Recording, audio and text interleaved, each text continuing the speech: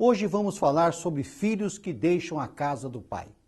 Pois bem, hoje trataremos desses filhos pródigos, aqueles que insistem em querer dar um passeio pelo mundo, se aventurarem atrás de novas conquistas ou de uma certa liberdade que pensam já estar na hora de adquirirem.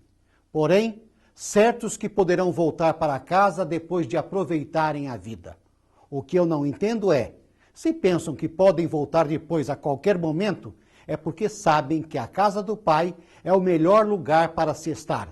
Então, a pergunta, por que sair afinal? Talvez, ao olharem para a história do filho pródigo, possam pensar, poxa, não aconteceu nada demais. Ele apenas saiu de casa do seu pai, ficou um tempo fora desfrutando ao máximo o que a vida lá fora podia lhe oferecer, e quando a situação apertou, ele voltou para a casa do seu pai, que o recebeu de volta numa boa, fazendo até uma festa, e viveram felizes para sempre. Lindo, não é? Entretanto, o que muitas vezes esquecemos de nos lembrar é o contexto da situação, as consequências sofridas por esse jovem e também para os seus pais. A partir desses fatos narrados por Jesus e que a história bíblica nos conta, quero destacar algumas coisas sobre a moral que esta história nos encerra. Vamos pensar um pouco. O texto nos diz, nos versículos 14, 15 e 16 do capítulo 15 de Lucas, que sobreveio uma grande fome na região em que o jovem em questão estava, após ter gastado tudo com amigos, prostitutas e farras.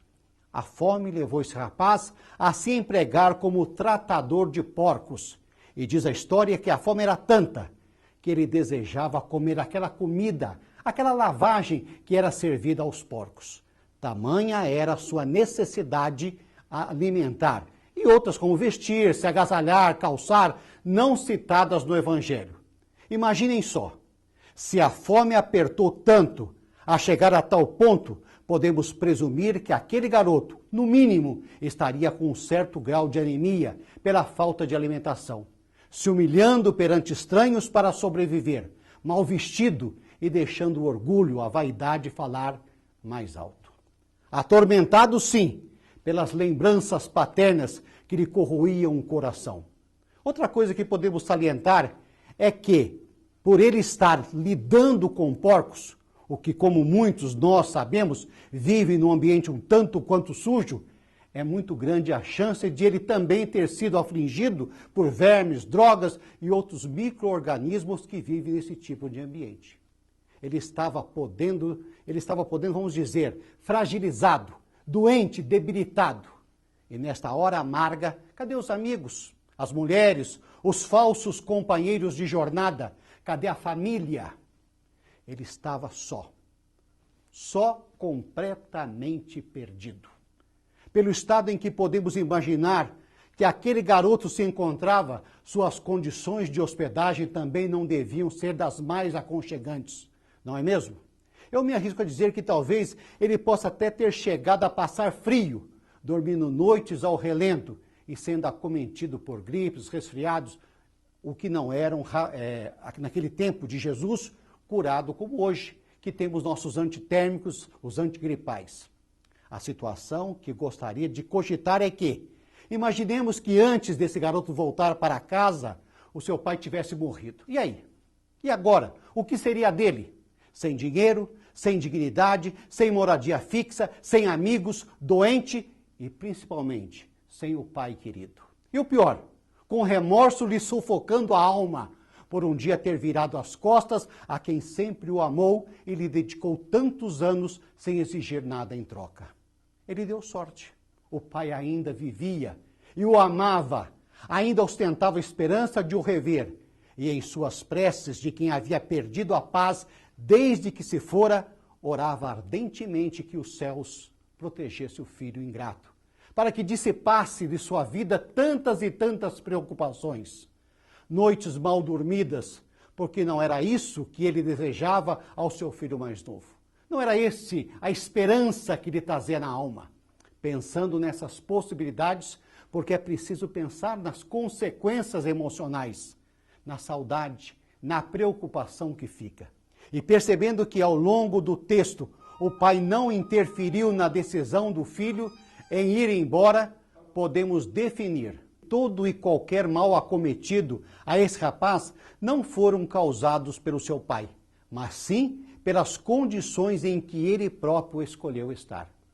Era o tal do livre-arbítrio, daquela história que agora ele era de maior, 20 e poucos anos, não precisava de mais ninguém, tinha uma vida inteira pela frente, era dono do seu próprio nariz.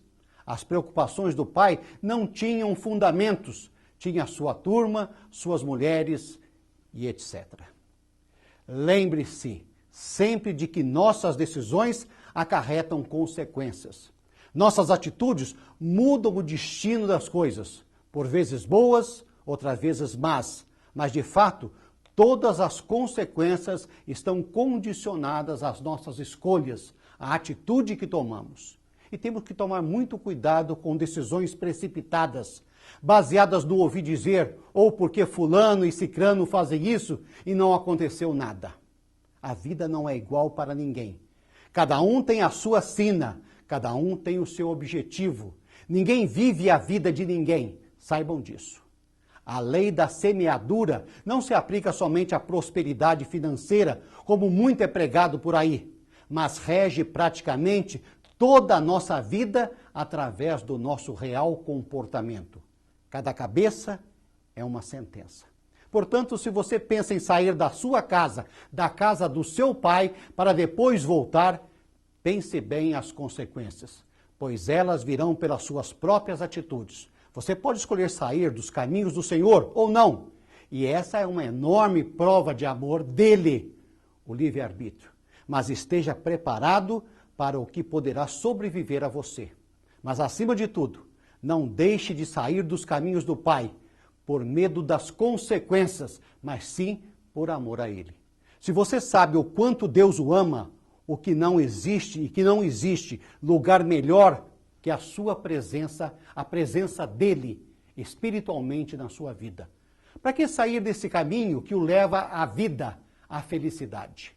Quer um conselho de amigo, de irmão mais velho? Estude, forme-se, arrume um bom emprego que lhe garantirá sobrevivência, uma boa ou um bom companheiro que possa te respeitar e amar tanto quanto teus pais, desinteressadamente. Porque na Bíblia também está escrito que existe um tempo para tudo, para plantar, para semear e para colher. Não arrisque-se em aventura, porque Cicrano ou Beltrano fizeram isso. Você não está na pele deles para saber se a experiência que tiveram foram positivas ou negativas. Ore bastante e permaneça o máximo que puder ao lado dos seus verdadeiros amigos. Sabe quem? Seus pais. Quando Jesus contou essa história do filho pródigo, ele se referia ao perdão paterno, que sempre acolhe o filho ingrato, que a casa do pai retorna. O anel significa o estudo que ele abandonou, era um anel de formatura. A roupa nova que o mandou lhe fazer era para cobrir a sua inferioridade, a sua mesquinhez, a sua arrogância, de quem saiu de cabeça erguida e voltava agora na condição de querer ser um empregado do seu próprio pai. Porque sabia que ali, até os servos, os empregados, comiam bem e eram bem tratados. Coisa que provavelmente não experimentou ao lado do seu patrão quando foi admitido como tratador de porcos.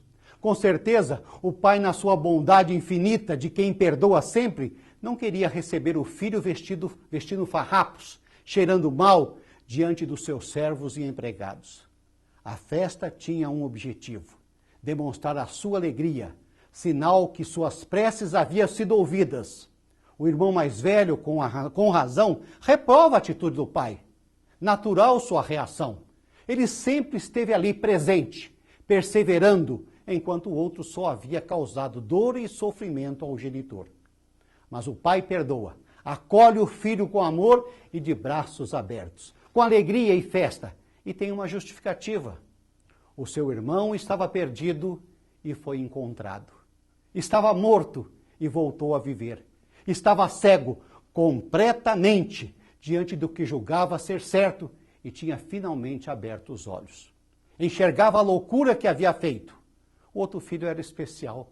Ele sempre esteve ao lado do pai. Eles sempre foram amigos. Qual desses dois filhos é você?